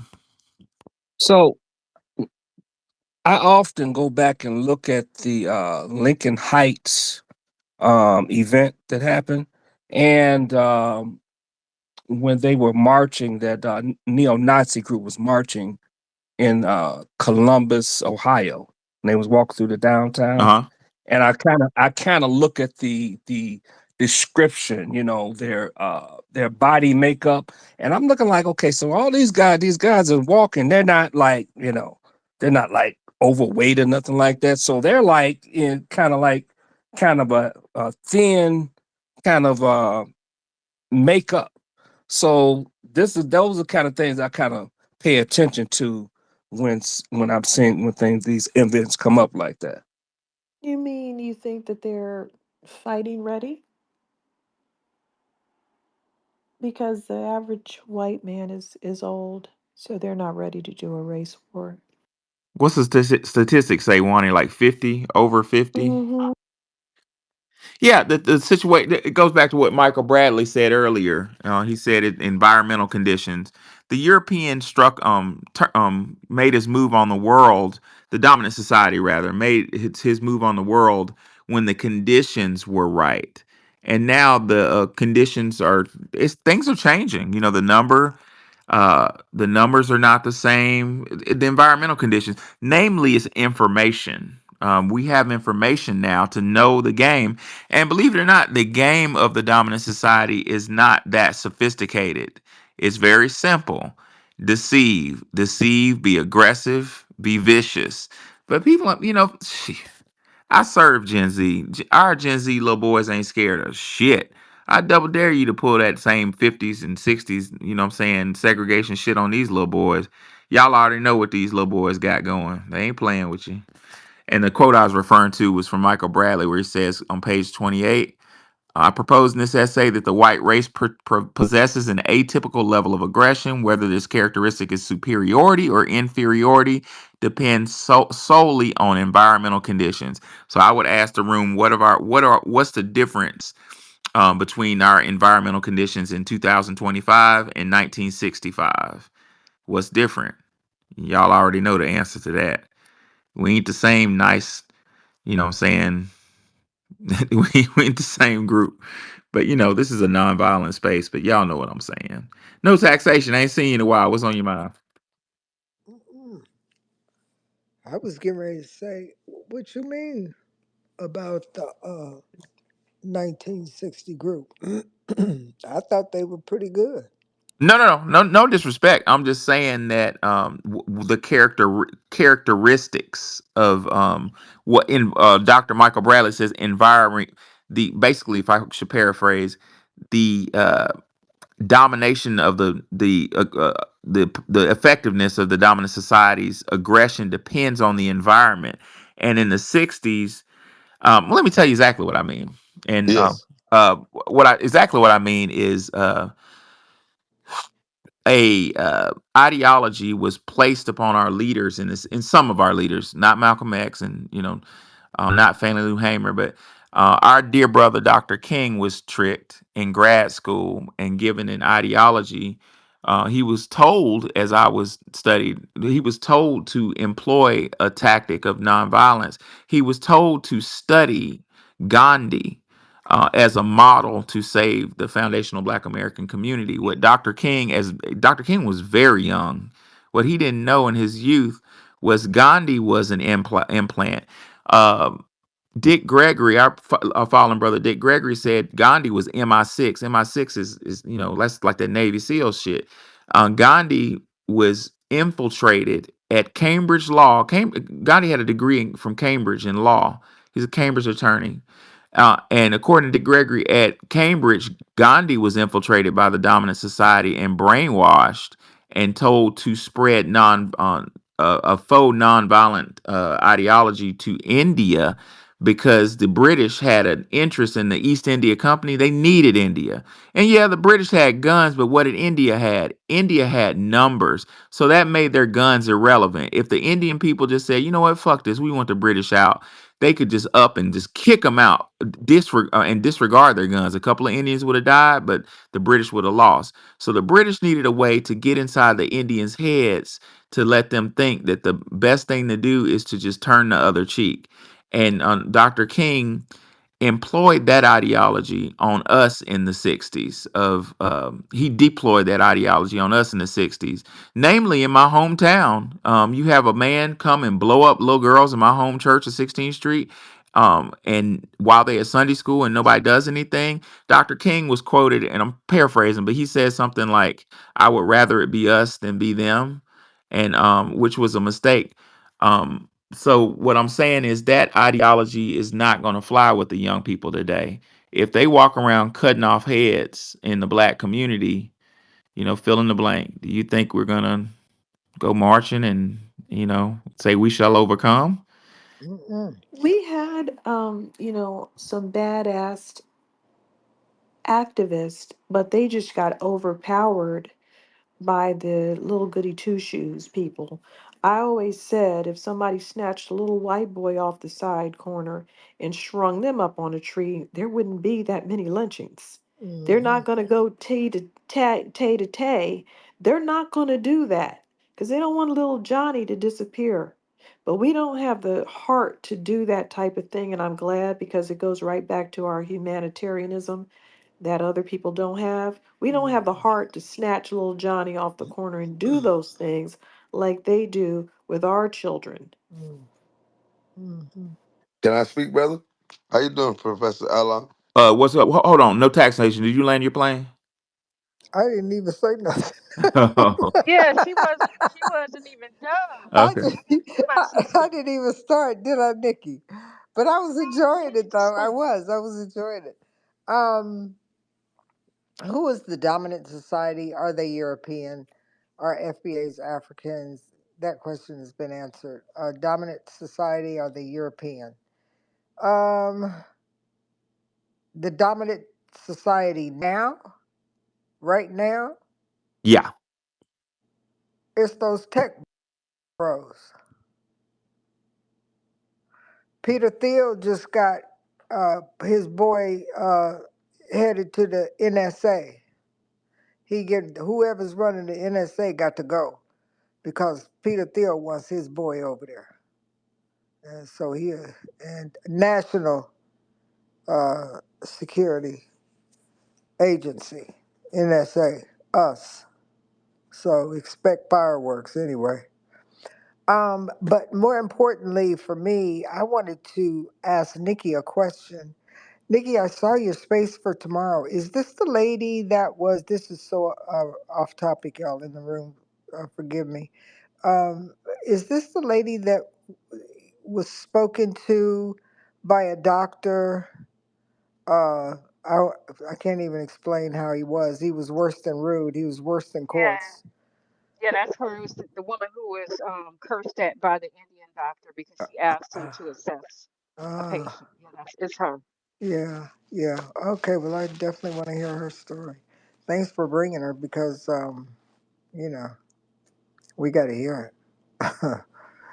And I'm not going to take up much of your time. Who did you say was the dominant society, Professor and Nwani? Go ahead, Wani.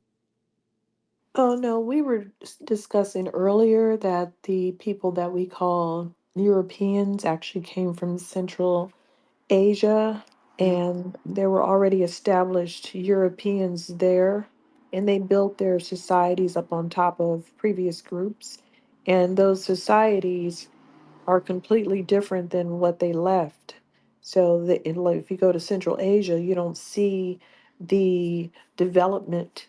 that you saw in Europe. So they benefited from amalgamating themselves in with these other groups, but they don't like to admit that those other groups exist, that they've been over there, like the Grimaldi and other groups, been over there for 20, 30, 30,000 years of development that they just stepped right into and amalgamated themselves into it. And now they're calling themselves white, and pretending that they're from Europe, when Europe isn't a continent, it's a peninsula off of Eurasia. It's a peninsula, and but they have been pushing these lies about them being a continent, and they've been drawing up maps to make Asia and Africa look smaller than it is, to psych everybody out. It's not a continent; it's a peninsula. They're not from Europe, they're from Central Asia. So, what are they? I mean, like I said, they've done reconstructions on those skulls, and they know they're not white people. They would not be considered white people. They were considered African, Khoisan, as far as the Grimaldi are concerned, and any other person that came out of Africa 30,000 years ago that was in Southern Europe. If you look, now the reason that these people did not come out of Africa and go directly to Southern Europe, which would be a logical jump, is because of some obstruction blocked people, and they ended up in Central Asia. There was an obstruction going on, and that's why some people were not able to come directly from Africa and go. And I'm going to look more into what's going on with that route, because a lot of people were in Central Asia and they got the Neanderthal and the Denisovan admixtures, and those are Negritos got it, Australians got it, and of course we know people that we call white got those admixtures from hanging out in that area. Yeah, very true. The real, to answer your question, no taxation. The real dominant society is shrouded in secrecy. It goes back to, like Wani said in previous spaces, to a Germanic lineage, and I can only trace it so far. So whatever this lineage really is about, seemingly they go to territory after territory and amalgamate. That's a nice way of saying rape the indigenous communities until they appear fair skinned and quote unquote white. Then they move on to other cultures. So that's really one of the main, when we discuss having this space, main agendas or objectives of having this space is try to figure out where is this really coming from. Because I don't know. No taxation. I don't know what the origin. I have theories. I'm not going to diminish my academic reputation by spitting theories up here, but I want to know some hard facts on what this domination is really about.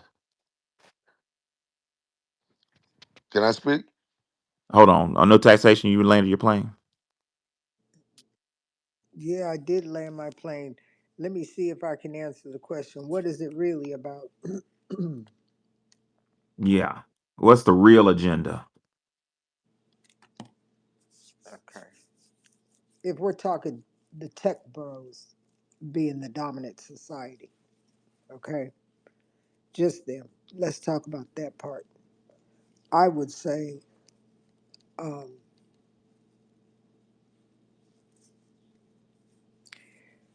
to be the person that comes up with the most enthralling piece of technology. And we've got some out there. Gail King went up in a spaceship and stuff, took a plane ride, a space ride.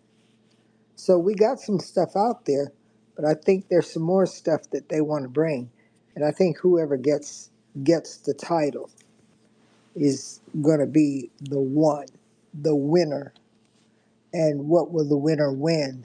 The winner will win every ear of every oligarch in the globe. To have what agenda then? To what's the end goal? Who knows? That's what I want to know. Maybe there's no end goal. Maybe the, Maybe they just want to keep using the earth and its inhabitants for all their experimentation. Maybe there's no end goal. Hmm. Interesting. You feel me? What's on your mind? Yeah. How you doing, Professor Allen? Doing well, Shout bro. out to you, brother. I follow you from Brother Tyreek, bro. I appreciate your knowledge and everything. But I don't feel like Gail Kingdom went to space, but that's another topic. But I feel like I the don't feel like she did either. yeah, they ain't go to space. Katy Perry, no, I don't believe that. But I feel like the dominant society is the rich, man. Like the wealthy. It's the 1%. They know everything. They know everything. They got a hand in everything. You know what I'm saying? But to another thing that you were saying, this what we call it down here. I'm from Charlotte, North Carolina. The YNs, like, yeah, they ain't going for Yeah, that. They not that's standing what I for was that. talking about earlier. Yep. They not standing for that. I'm an '86 baby. Like they try to take us out. You know what I'm saying? My grandma raised me, and they made us some strong kids. You know what I'm saying? And now we raising this generation or the YNs they want to call them, but they got backbone. They not going for that. We ain't going backwards. You understand what I'm saying? And and it's amazing. They smart. You got a couple. You got a pass that's just off the chain, but the fathers are back in the home now. You know what I'm saying? And that's what I'm gonna land with, and I'm gonna stand on that. I coach youth football, and I see them every day, and they not looking for the rappers to be their influence. And I preach this to all the fathers out there. If you not your son mentor or he look up to you, you ain't a good father right now, cause it start from the home. And I'm gonna land there, brother. I appreciate you me preach, brother. You feel me? This come from You Feel Me podcast. It start from the home, bro. It start at home. Nobody else gonna raise my kids but me. But me. Their teachers gonna guide them, but they gonna look up to me. And that's where I land at. And I listen to what y'all saying, but yeah, the YNs ain't going for it. But we got to lead them there. We got to take them where they going. They got the right mindset, but we got to lead them there. And I land there, brother. I'm gonna keep on listening. Thank you. Appreciate you. Feel me? He's exactly. He brought up the point that I was bringing up earlier. Is these kids are Gen Z is different. Let's leave that right there. Cheryl, what's on your mind? Can you hear me, Cheryl? I was on speaker talking. I'm sorry. Hi, Professor. Hi, Wani. Hi, Nikki. How the room doing? Doing good.